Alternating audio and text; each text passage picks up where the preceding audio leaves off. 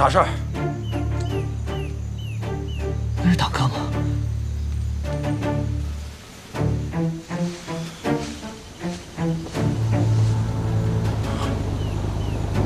千山万般，美国鬼子的坦克。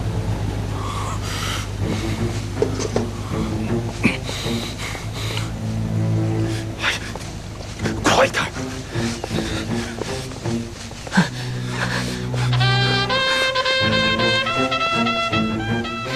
这谁啊？这不捣乱的吗？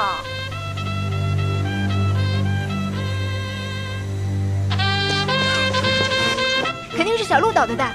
在哪儿呢？不是让他看着的吗？你快点吧，憋死了！尿我都憋没了。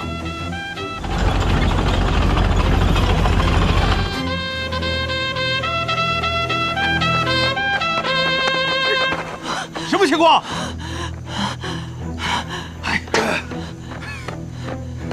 美国鬼子坦克，方位、数量啊，射弹中方向，数量没数。准备战斗！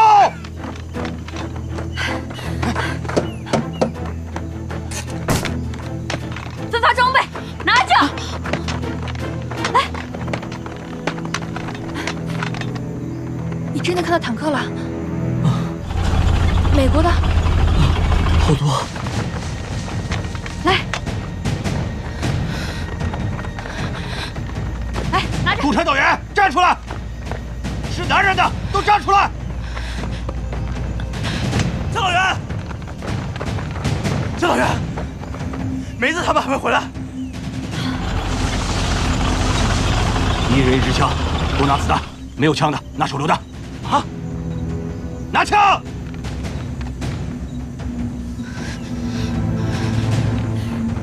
老白，怎么不说？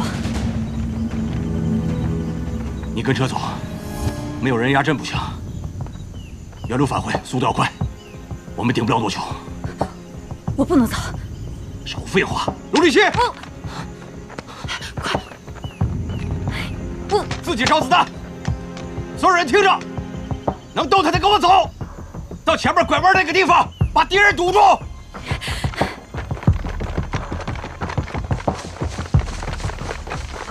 防空团的都上车！上车，快点，快上车！快！防空团的都上车！快点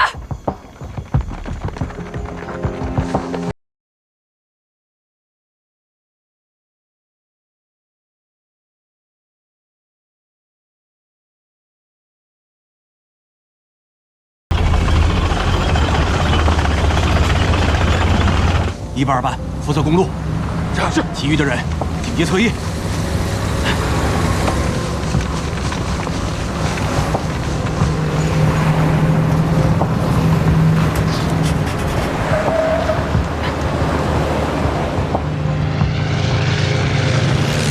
恭喜！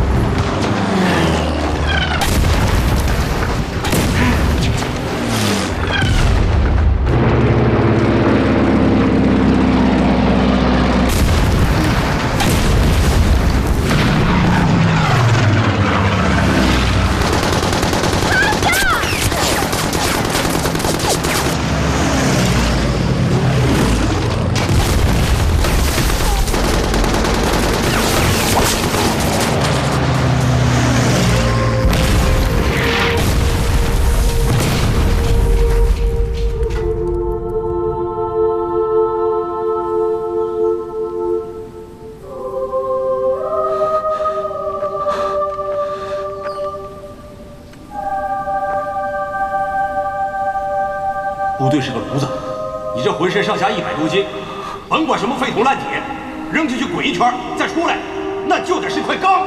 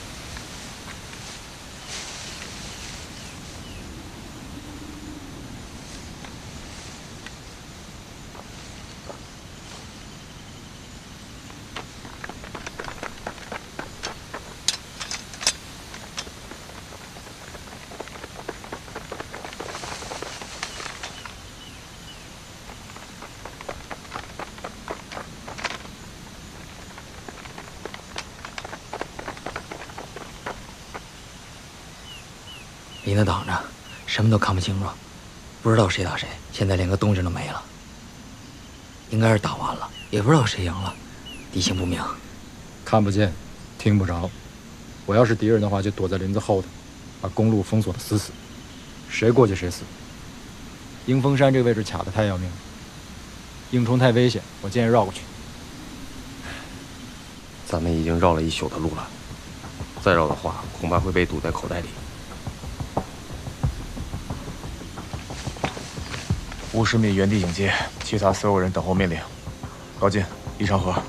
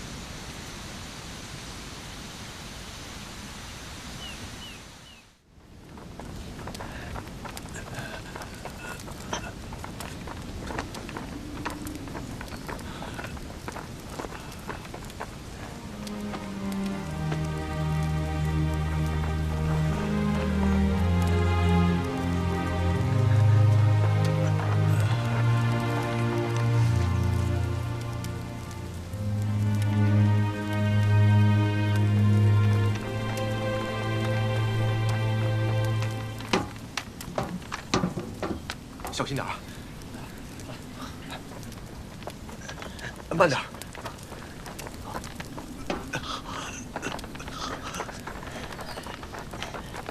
来，往这边走。小心点。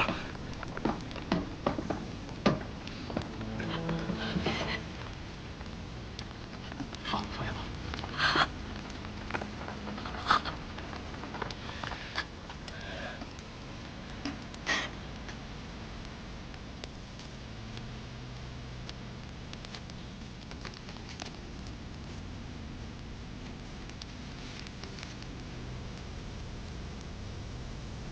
身上有伤吗？后面有卫生员。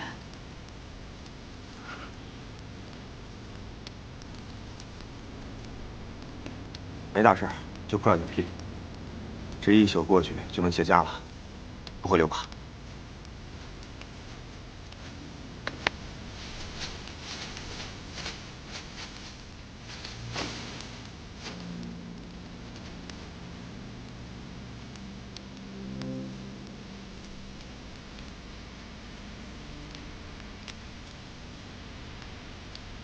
你们人都在这儿啊？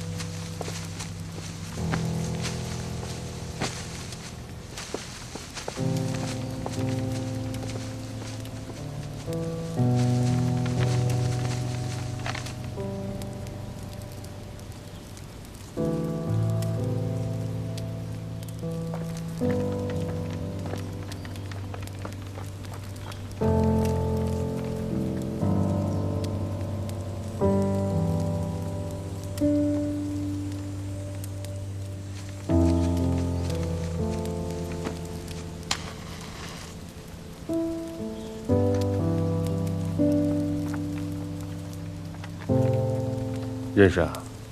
谁？啊，算是吧。老兵，从四川过来的。平西人，警察系的。他其实可以不用来的。他不会这么想。他想回部队，想跟自己的连队死在一起。他应该在真正的战斗中，像个英雄一样牺牲。有区别吗？至少他会快乐些吧。在战场上，你没有权利选择生死，但至少我们可以选择死的方式吧。你以为我们是为了什么而战斗的？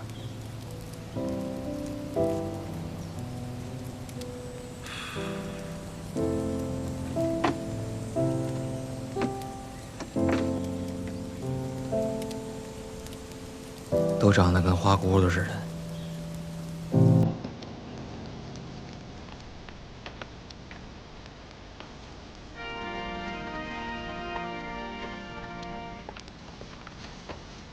我爹是个铁匠，走乡串户，修修补补，赚的不多，日子还算过得去。关键是自由。华北事变，他被日本人抓到了矿上，然后呢？没有然后了。他死了？应该是吧。是生是死，什么时候死的，怎么死的，埋在哪儿，都不知道。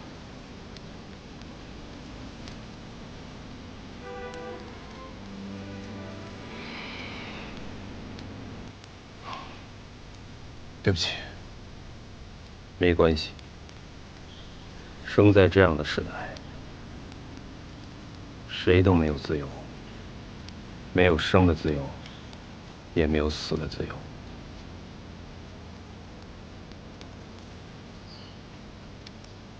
他其实可以选择的。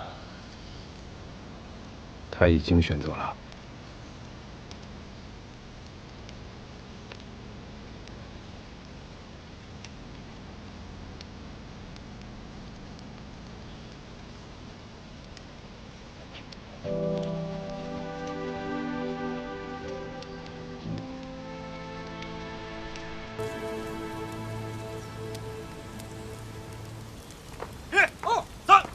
5、6、7、8、9、10、11、12。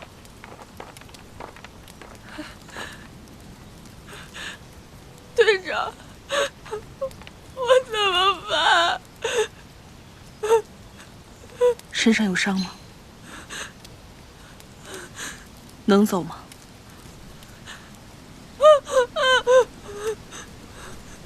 那就跟着我走。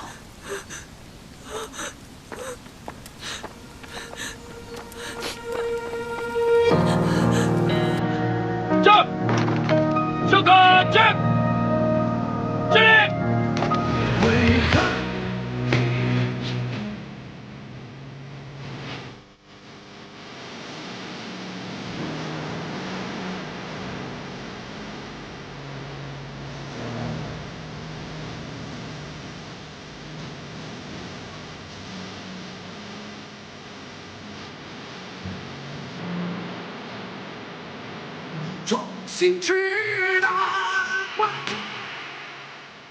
怎么了？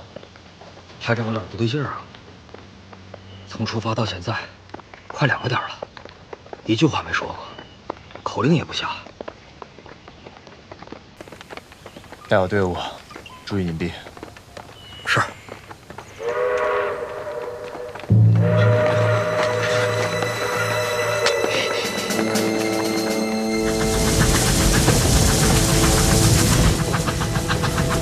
走，快走，快走！隐蔽。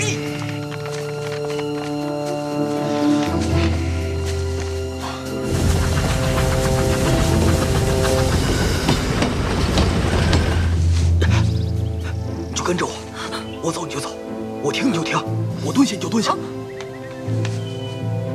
会用吗？老婆，有，给我把波波杀。是。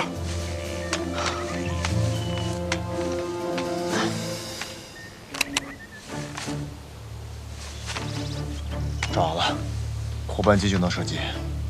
记住了，我朝哪儿射击，你就朝哪儿射击。我要不开枪，你也不许开枪。明白？明白。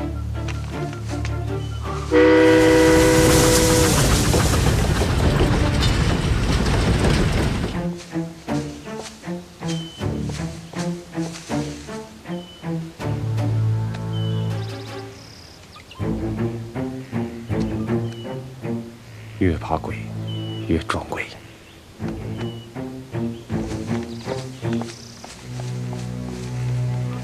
前面是个火车站，不小啊。红梅这是日本人修的，有几个大老美，2塔楼一边一个，一挺机枪。天桥上还有俩，地面上估计还有一个。地儿挺大，我估计屋里边还有人。走。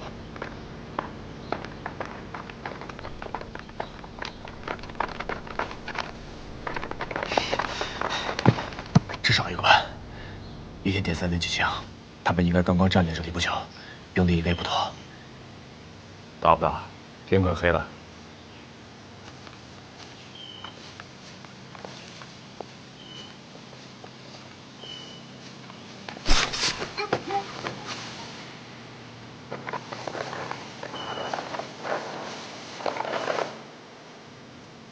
Hey! Who's there? Join back, is that you?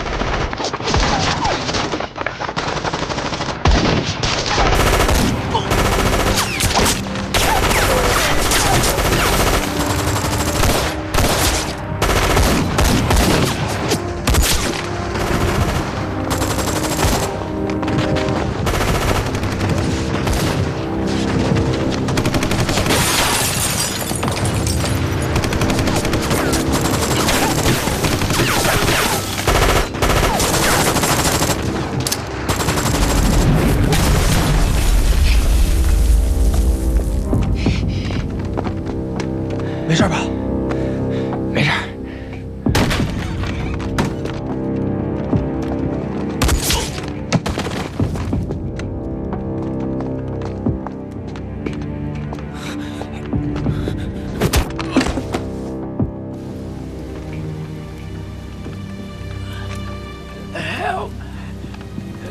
Help me!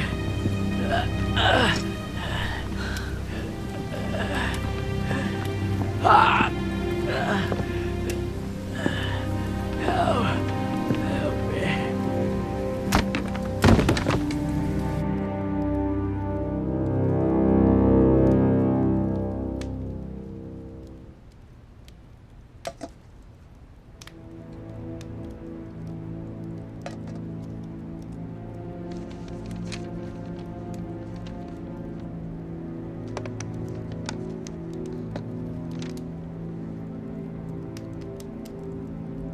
明天早上6点半，有列满载的军列从这里通过，所以他们才会守在这儿。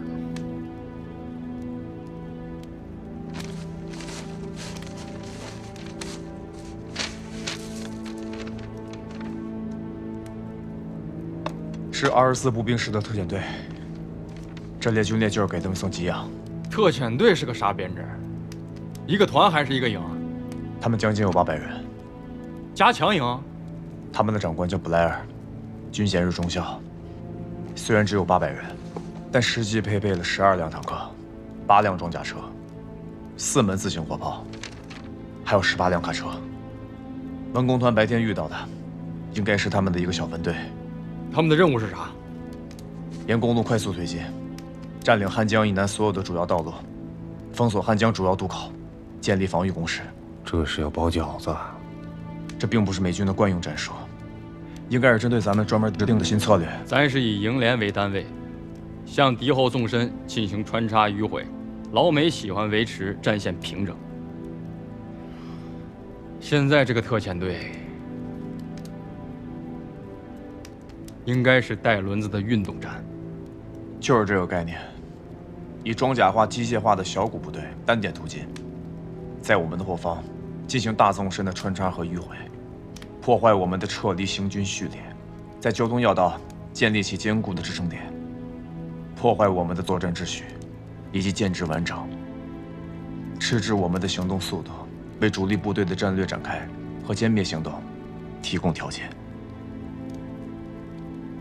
也就是说，咱现在就是人家罐头里的肉。你那还有水吗？我这还有。你们带吃的了吗？我不饿。哦，是这儿是吧？咱们在这儿不行。就是浑身使不上劲儿。亮子，哎，有。给他们弄点吃的。是。你什么意见？你左倾，你冒进！我告诉你，你别给我乱扣帽子！我没给你乱扣帽子。我们现在最紧要的是找一条最安全的撤离路线。这列专列是干什么用的？它是给敌人输送补给用的。我不管它是干什么用的，从这儿到南最少还有130里地。这是特遣队。对，就是这种特遣队，它不止一个。这些特遣队太扎手了。我告诉你，只要他们建立起补给线，他们就能建立起阵地。到时候咱走不了不说，只怕一个团、一个师，甚至一个军都会被跟着困在里头。看啥呀？找我说点啥？我支持指导员，我们只是一个连队。我们看到的只是整个战场上的一根头发，战略问题，不是我们应该考虑的。我们现在首先要考虑的是全连的安全。我们接到的任务是撤离。二排长，你也说两句。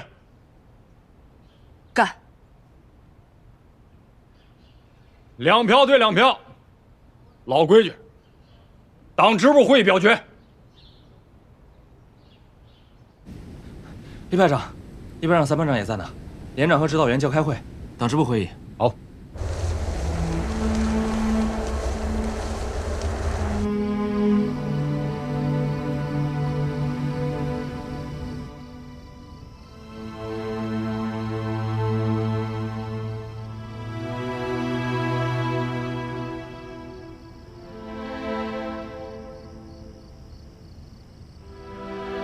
为什么不干？炸翻他们一列火车，就算只能拖半天也划算。退1万步讲，牺牲了那么多人，这个仇不能不报。别说了，举手表决吧。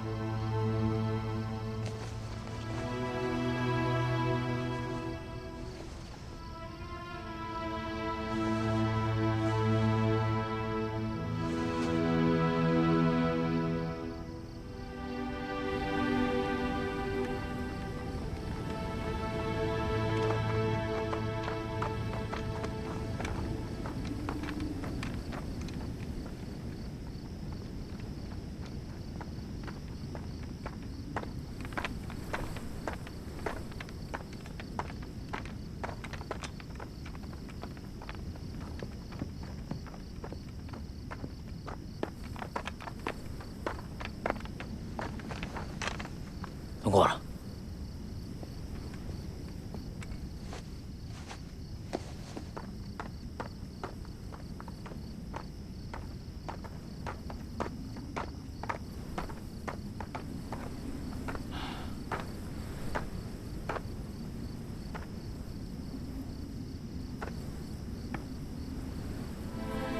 赵和，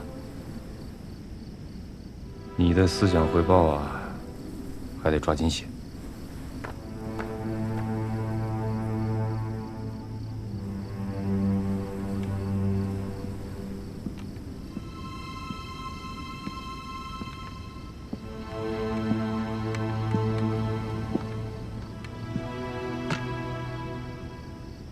饿不？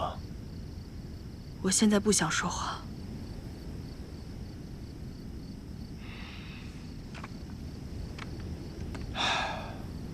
1年半以前，在南宁，一排长那个时候看我的眼神啊，和你今天差不多。说起来，我现在倒是挺理解他的。大苗不像我，他喜欢音乐，他平时自己会写谱子，配和弦。我离开文工团之前，他已经递交了转业申请。他想调到地方乐团工作，那才是适合他的地方。我要是不走的话，他的申请估计会批下来。可我这一走，文工团没了主官，他就赶鸭子上架了。你在自责？有时候你真的很难知道自己做的选择到底对不对，或者说，你觉得对的，未必就是对；你觉得不对的，也未必就真不对。那你为什么离开文工团？行，不想说就别说啊。每个人都有选择的权利。选择有吗？要是有选择的话，大苗就不会来这里，很多人就不用死在这儿了。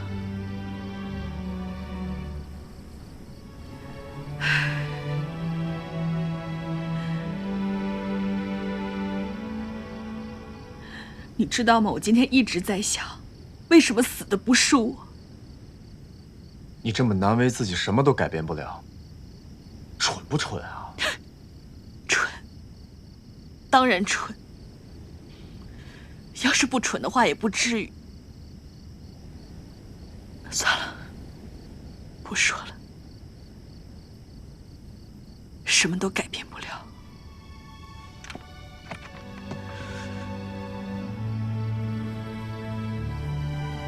我觉得3万有点不对劲。正常，谁还没个7情6欲？我有点担心啊。别瞎操心了，人家党龄比咱俩加起来都长。他一向冷静，今天的事情刺激到他了。要是全连都在咱们眼皮子底下牺牲了，我估摸咱也疯。风归风，事归事，一码归一码吧。人不是木头，那些丫头，风一吹都能渗出水来的。我都恨得牙根痒痒，何况三姑娘呢？那你就跟着她一起疯。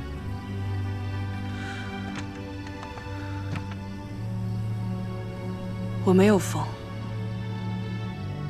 我只是有些麻木。痛到极致，就是麻木。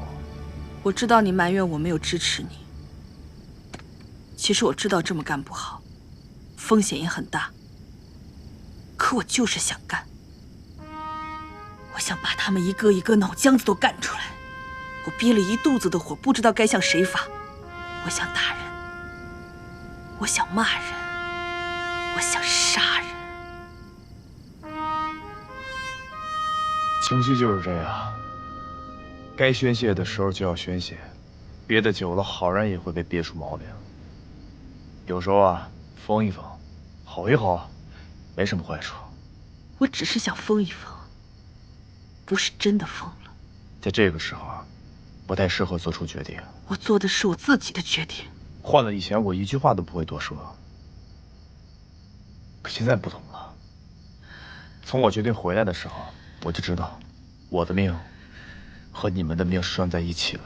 可他们的命都没了，所以你得坚强起来。你要恢复冷静。你经历了那么多事情，走了那么远的路，你比我更记得回家的路。回不去了，再也回不去了。我到现在为止才开始有一点理解，为什么你们所有人都把这支队伍当回不去了，再也回不去了。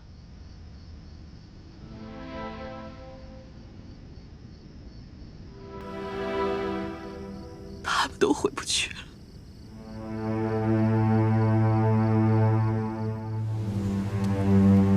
我从未如此喜悦，沉浸于甜蜜的安宁。飞蛾在黑暗中起舞，却又翩然扑向光明。我从未如此彷徨，徘徊于忐忑的爱情。黄鹂在树梢头歌唱，期待着雄鹰的聆听。我愿栖息在你宽阔的羽翼下，回味岁月的宁静。我愿投身在你熊熊的烈焰里，融化酷寒的坚冰。跨越生死的记忆，只留下你的姓名。穿越战火的足迹，请带上我，携手前行。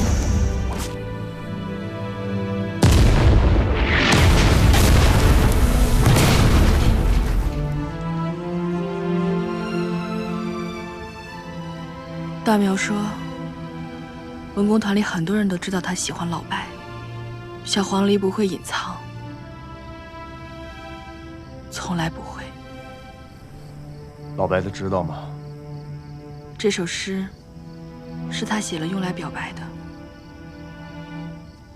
信写好了，他把它放在口袋里，应该是在等适当的时候，偷偷地塞给他的教导员。所以就折成了纸鹤。这不是纸鹤，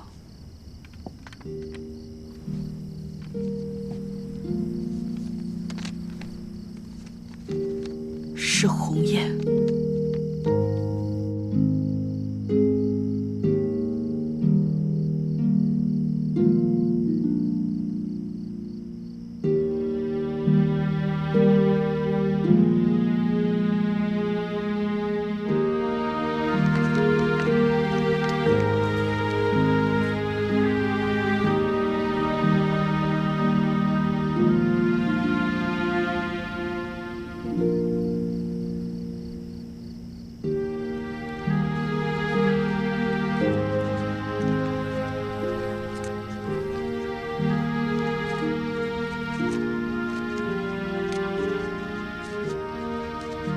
来，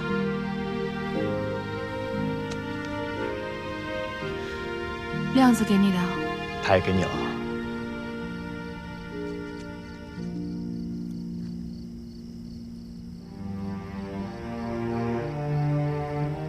怎么样？不错。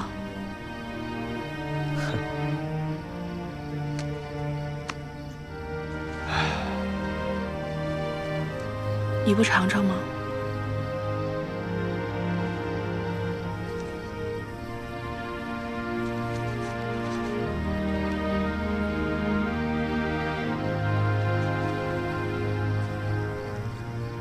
不错。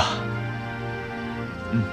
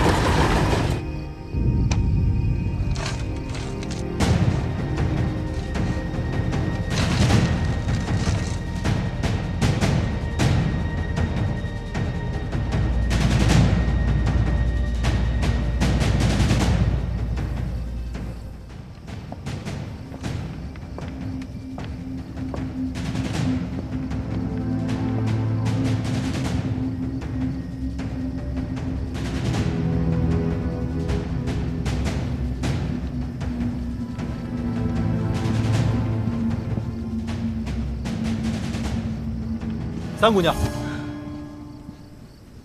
时间差不多了。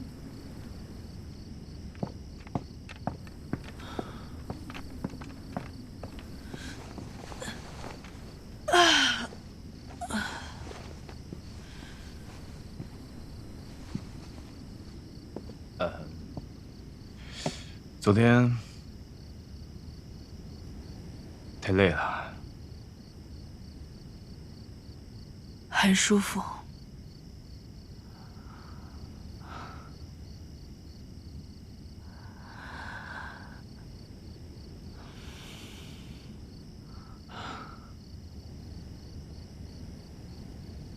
走吧，中队出发。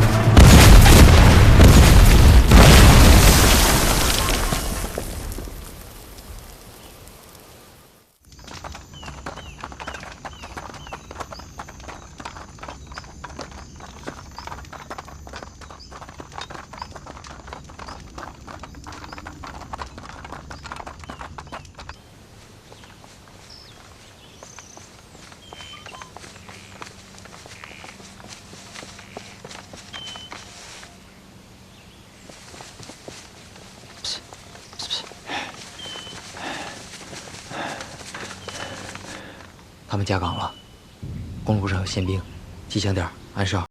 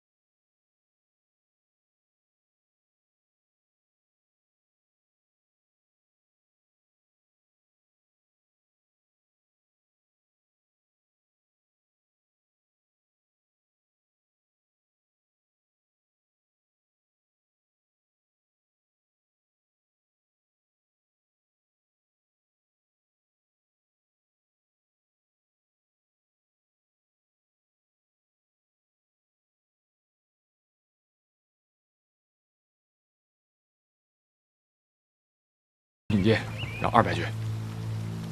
3万东朝鲜语，执行命令。去。是。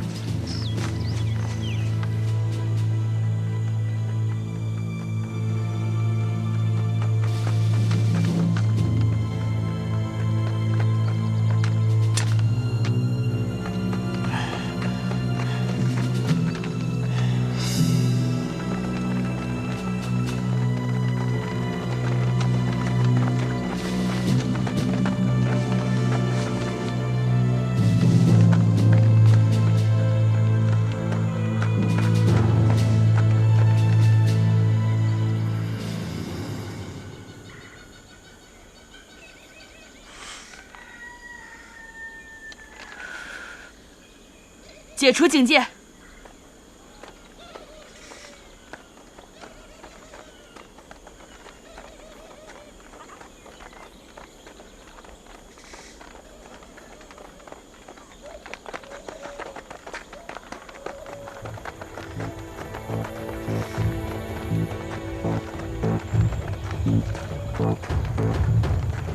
谁？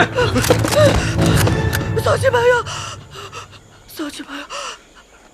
없어요. 걱정 마세요, 어머니. 집에 아무도 없어요. 남인 갔어요. 아들도 갔어요. 他说啥呢？他说他家里没有男人了，他男人走了，去军队了，他儿子也走了，也去军队了。村子里已经没有男人了。 갔어요. 괜찮아요. 일어나세요, 어머니. 저희는 아무도 데려가지 않을 거예요. 걱정 마세요.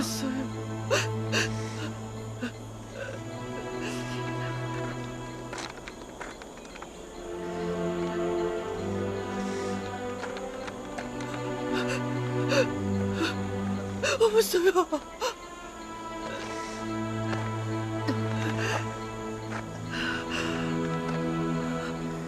우리 상과 김씨는 들릴 수 있어요. 그러나 거기는 없어요. 장혁한 사람이 없어요. 걱정 마세요.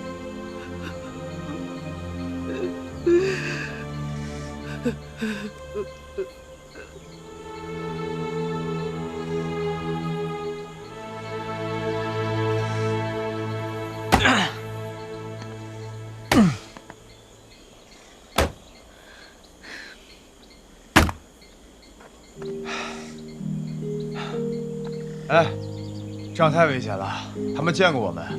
如果美军搜索这个区域，他们会暴露我们的行踪。好好干你的活，用心点。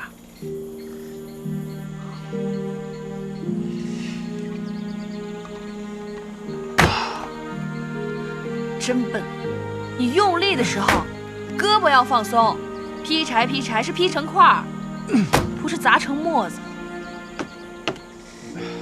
差不多得了。 我是战车兵，又没学过砍柴，说的挺简单的。来，你来。你呀，就是思想改造不彻底。放着，我来。来，给我挑块大的。挑块大的是吧？我给你挑块大的。嗯。起开！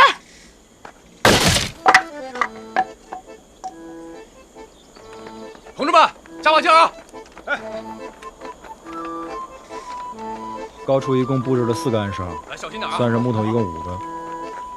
但咱半夜就撤了，用不着这么密实吧？密实点好。走的夜路多，越来越怕鬼。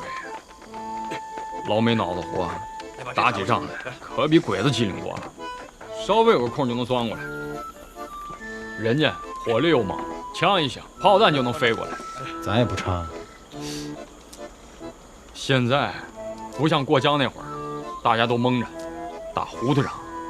那个时候咱还能占点便宜。现在可不能指望着老美再犯轻敌的老毛病了。咱就干吧，当面锣对面鼓，就不信干不过他们。干什么干啊？你们俩听好了啊，这些暗哨是全连的眼睛，是最后一道保险锁，千万不能马虎，听见没有？咱一排都是老兵，你放心。还剩多少铁丝网？命令，把村子周围给我围一圈，多设点半雷。去吧。是。抗大还教这个？陕北高原上面没有煤，也没有汽油，家家烧火做饭都得靠柴火。这些活计只要不行军作战，人人都得会做，不光我会，八爹也会。原先听说你们官兵一致，我还以为只是穿衣服一样的。不稀奇，八爹不光会劈柴，种地也是一把好手。伺候庄稼、种瓜、种菜，拿起来就干，干得比谁都好。边区有一年搞种菜比赛，他还拿过第2名呢。第2名，第1名谁啊？周总司令。谁？同志们，加把劲啊！哎。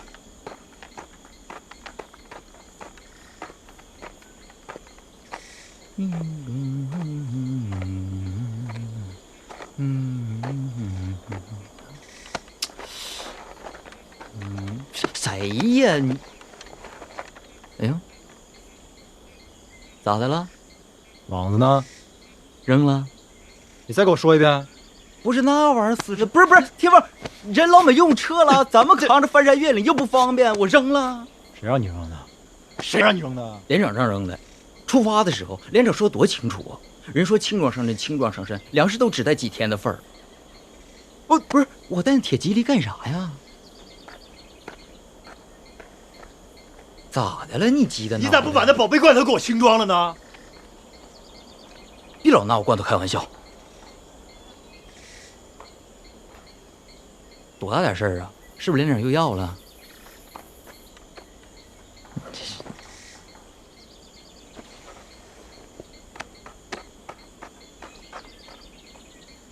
这事儿你先别慌啊。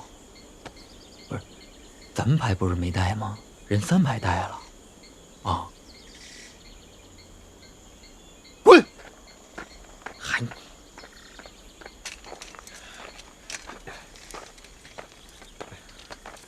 小心点别扎着。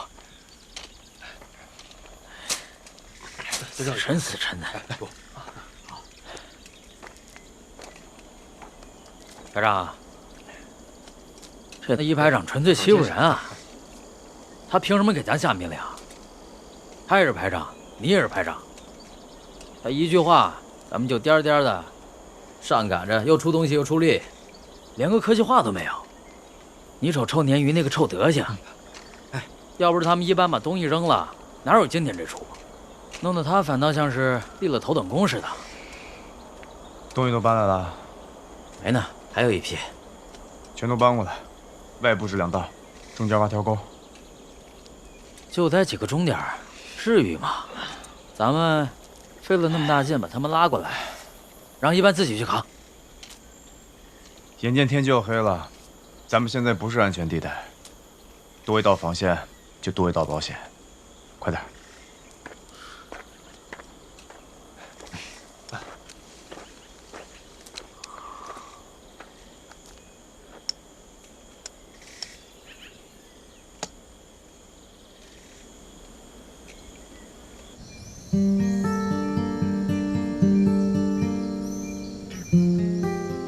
那次呀，我都以为我挺不过去了，当时伤得不重，就是怕发炎。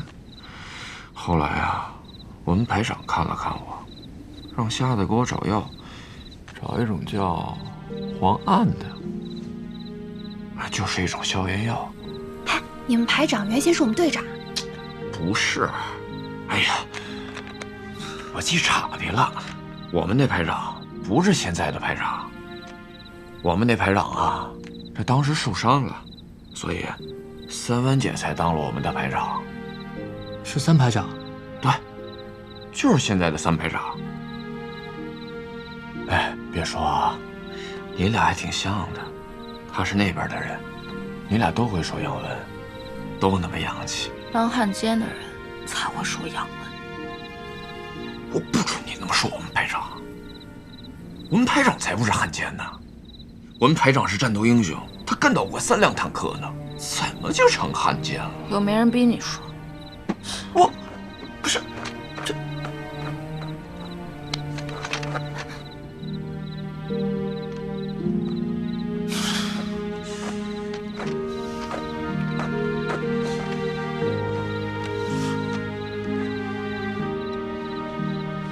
你别在意，他是冲我，不是冲你，更不是冲你们排长。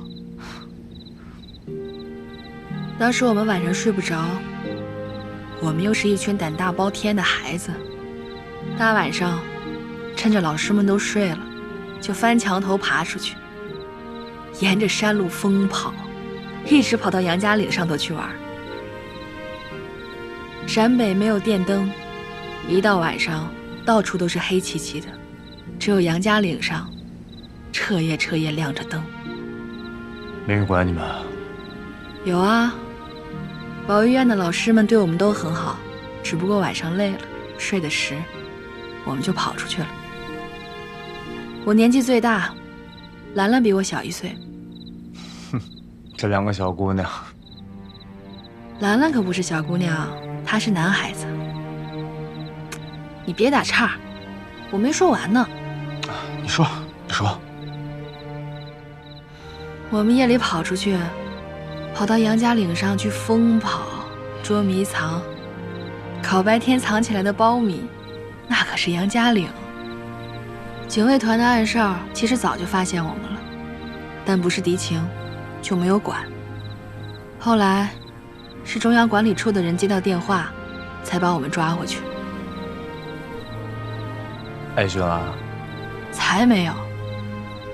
后来我们去了书记处的会议室吃烤红薯，直到保育院的凌院长亲自过来接我们。其实我们排长真跟你挺像的，他会吹口琴，你会吹喇叭。那不是喇叭，那是小号。小号？这是小号啊！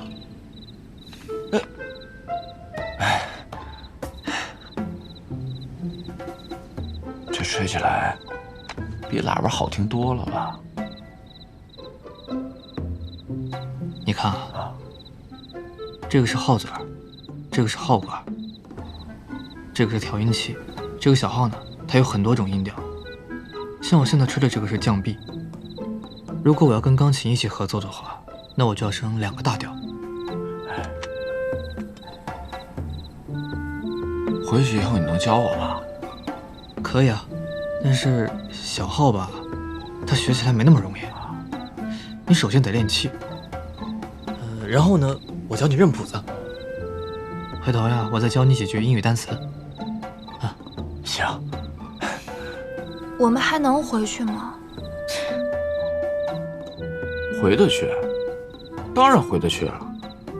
我以后得让我们排长叫我杨文，你得叫我小号，哦。你说你爷爷中了秀才，然后呢？不是秀才啊，是光绪30年，甲辰科进士。过了1年以后啊，朝廷废了科举，他们那一科是最后一科，真正是受任官的，只有那么少数几个人，都是西学学得好的。我爷爷在北京待了2年，对时局彻底失了望，就回了四川。当时有些人在成都发起了游学预备学堂事务，他也报了名，但是他并不是为了出国游学，只是为了看看西学到底是什么样的精深学问。后来呢？乱世求学，哪有那么容易啊？咽不下这口气罢了。我爷爷在学堂学了几年，西学没弄明白，倒是因为他的国学底子厚，被学堂看中，当起了教书先生。直到保路运动爆发，他跟他的同学、同事都上了街，参加了保路同志会，被赵二房的兵用枪把啊，把锁骨都打断了，到现在肩膀上还有个坑呢。哼，那算起来，也是老革命了。他对革命2个字是深恶痛绝的。我父亲当年要离家到广东考军校，被他关进祠堂里面抽了20大鞭，之后给我父亲定了门亲事，就是我母亲。当时就在我父亲的婚宴上，当众立了家训，成家之后不得踏出家门半步，除非生个1儿半女，否则不会让他走的。你父亲离开后去了哪里啊？先是上海，报考了无线电学校，后来就有好多警察来家里面找人。我和我娘才知道我父亲他出了事儿。我7岁那年，他突然捎了一封信回来，说是和一个姓李的先生去了东北，他死在了老爷岭。日本人砍掉了他的头。46年，我去过牡丹江，曾经去找过他的坟，可惜无论我怎么找都没能找到。所以高小后我报名参军。我爷爷虽然心里不愿意，嘴上终归没说什么。怎么了？接着说。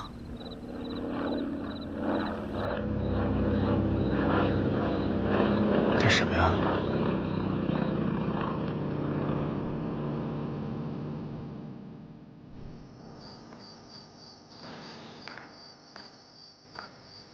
伞兵？就是伞兵。之前俘虏那个算吗？那个是飞行员，属于空军。美军的伞兵属于陆军序列。确实是陆军，郭悍将之前发的册子上写着呢。美军的伞兵又称空降兵，其实就是用飞机投送的步兵，以连为基本建制。1架 C-47运输机可以运输1个排，3架运输1个连，向指定地点投送1个团的作战需要30架飞机。那刚才飞过去的，是送伞兵的飞机吗？应该是。有多少架？从声音上判断，应该是1到3架。能干什么呢？1个排，不是，最多1个连，还坐飞机来，想干啥？战略层面的空降作战，投送兵力至少是1个团，但投送的地点应该是我军的后方，交通要道，投送应该是1个排或者是1个连，而且是交战的区域，但只有1个可能：特种作战。特种作战就是以小队的方式对目标进行干扰和攻击，属于战术层面的空降作战，有点像游击战。这老美是想学咱们。我想明白了，估计是咱们今天早上伏击了运输补给的军力，敌人觉得这个区域不安全，猜测有咱们的小部队在这边山区活动，就把这个伞兵派来了。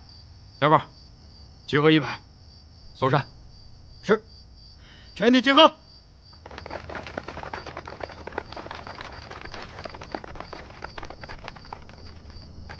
我觉得黑着天未必能找到人。能不能找到，找了才知道。连也好，排也罢，总不能放着不管让人打过来。就算是真有，那不管是1个连还是1个排，那得多少人？从那么高的地方跳下来，谁知道飘到哪儿？总不能说1个排捆在一起往下跳吧？你懂啥？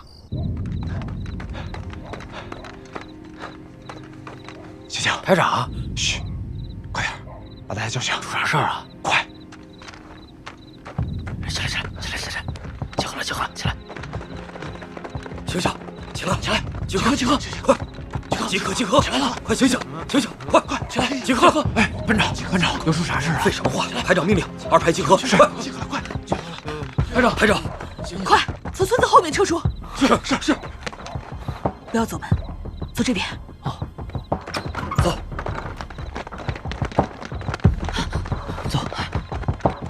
快！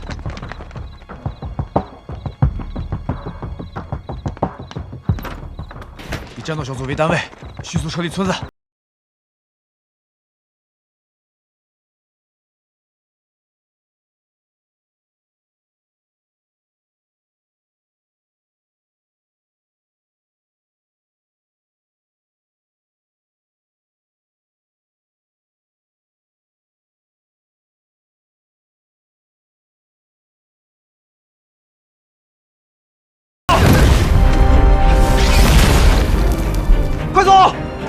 走，快！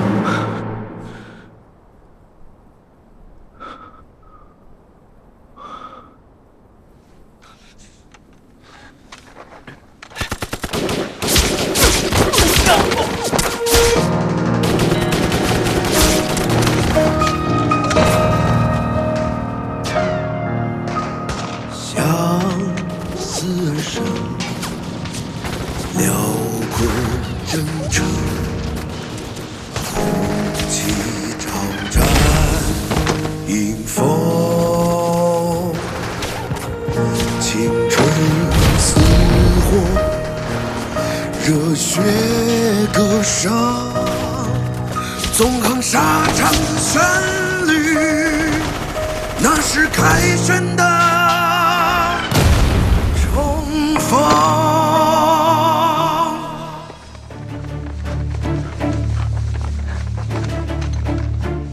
排长，我带人进去搜一下。你熟悉地形吗？手榴弹，满山搬来。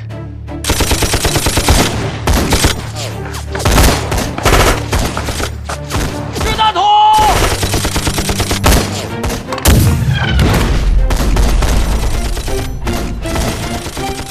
停止射击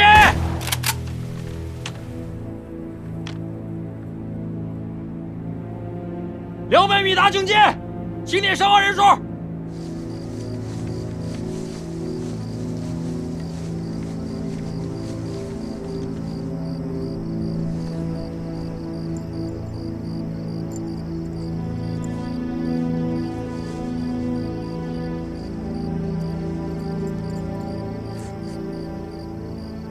排长，枪声停了。8班向2翼放出警戒哨，7班、9班准备射击。机枪和掷弹头设置在那里。是。大成，什么情况？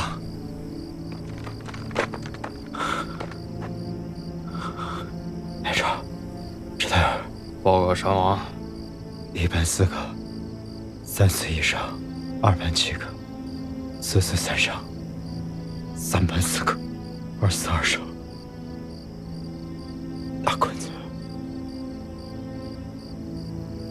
大坤子咋了？没了。赵和刚才就建议立刻撤出村子，转移。转移个屁！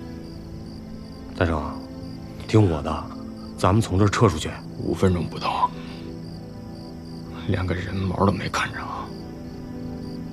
就伤亡了16个人。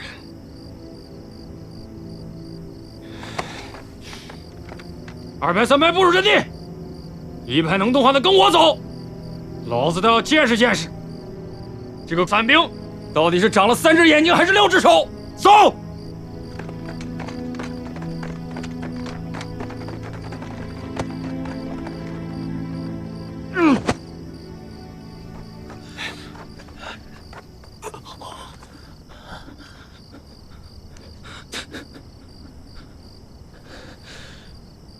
到底啥毛病？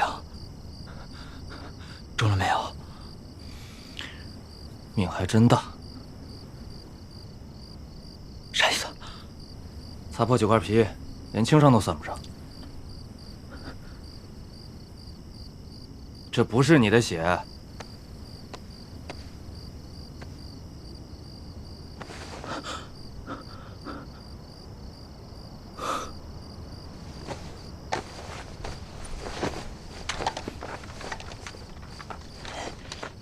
站住！你要去哪儿？找连长跟天放。你去找2排长，看看2排的情况。我是1排的兵，那你就不是4连的兵吗？行，我服从命令。告诉赵和，不要擅自行动，听候命令。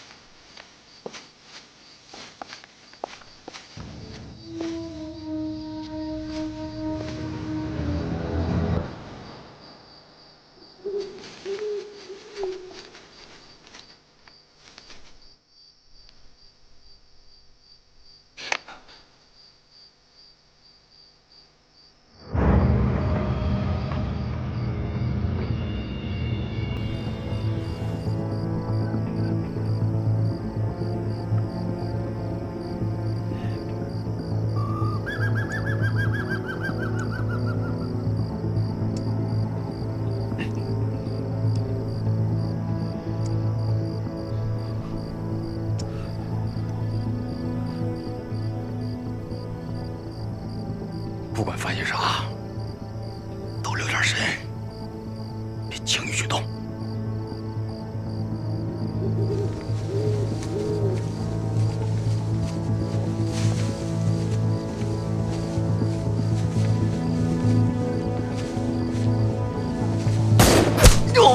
回去给我！石头，背他回去。是。走。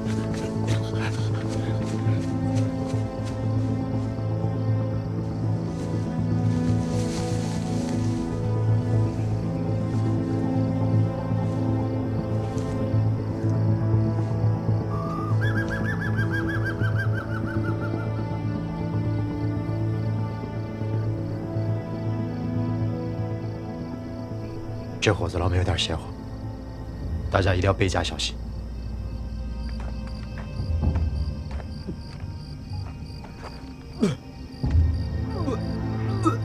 是一班长。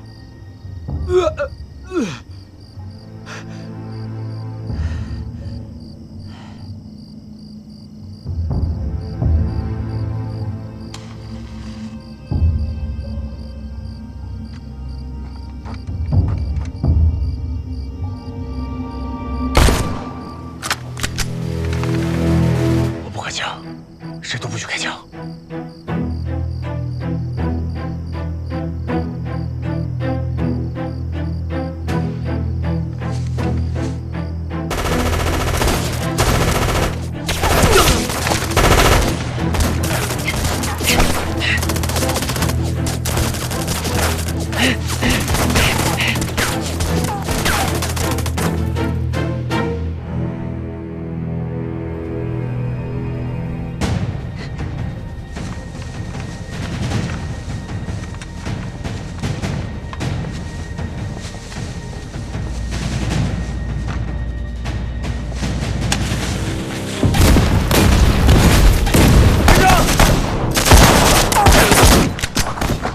是莫辛纳甘，咱们的人。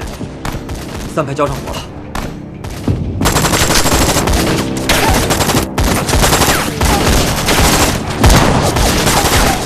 追着上街！去，找人去看看一班长。其他的人，跟我进去看看。给我一支波波沙。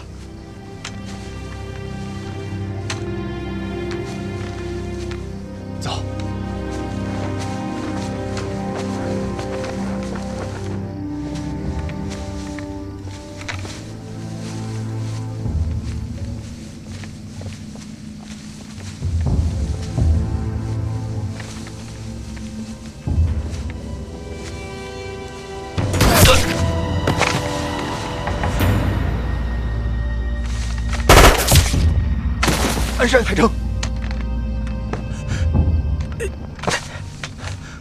班长，没事吧？没事。你呢？我也没事。娘的，这帮鬼子邪了门了。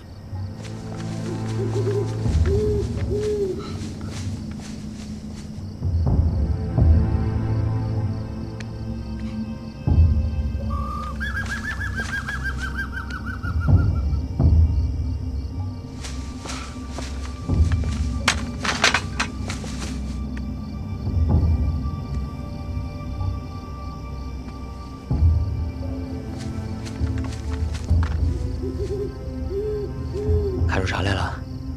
怎么样？没中枪吧？中了，吓死我了！可惜了，应该还能是。军衔最高的是个中士，看着人好像不太多呀。也可能是还没完成全建制集结。齐班长，按照原先的命令，封锁树林边缘。 任何对不上口令的，都可以开枪射击。是。其他的人，跟我进去看看，注意四周，跟紧我。凡是我脚没有踩过的地方，尽量不要去碰。参谋长，我和指导员汇报一下情况。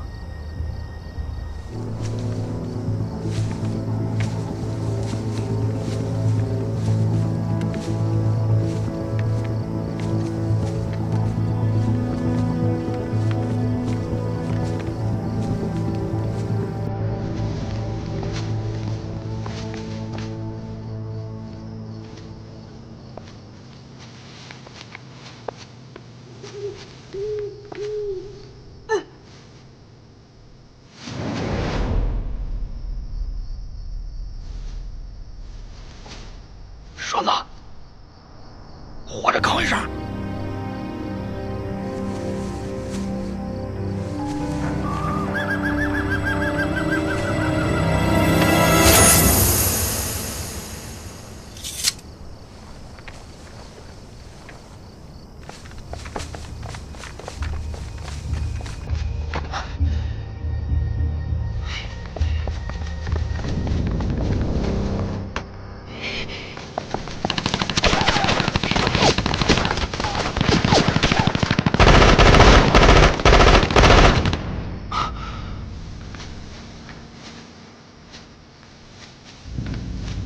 停！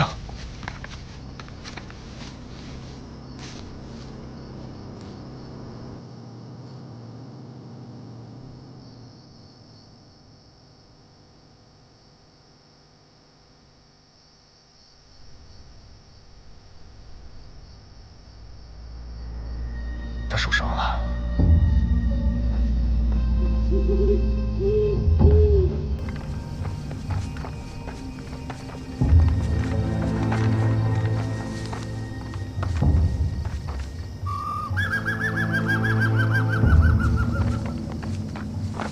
隐蔽！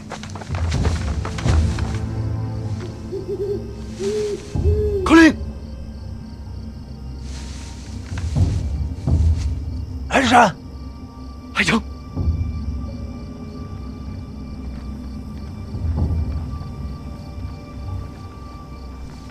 三排在树林边缘布置了阵地，他们从侧翼进攻，被打了回来，打了4个，伤了1个。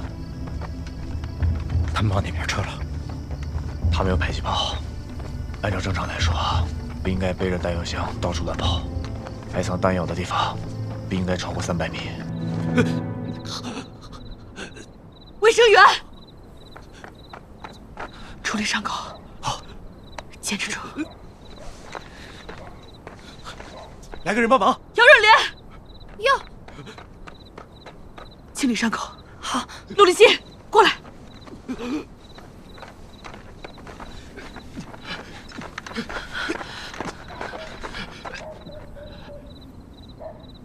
按着他的手，按着他的手。人渣，没大事，你这个就是稍微大一点的口子，只要扛过了发烧和感染这一关，不出1个月，我保证你活蹦乱跳的。卫生员，有，快过来！来2个人。袁平，你给我过来。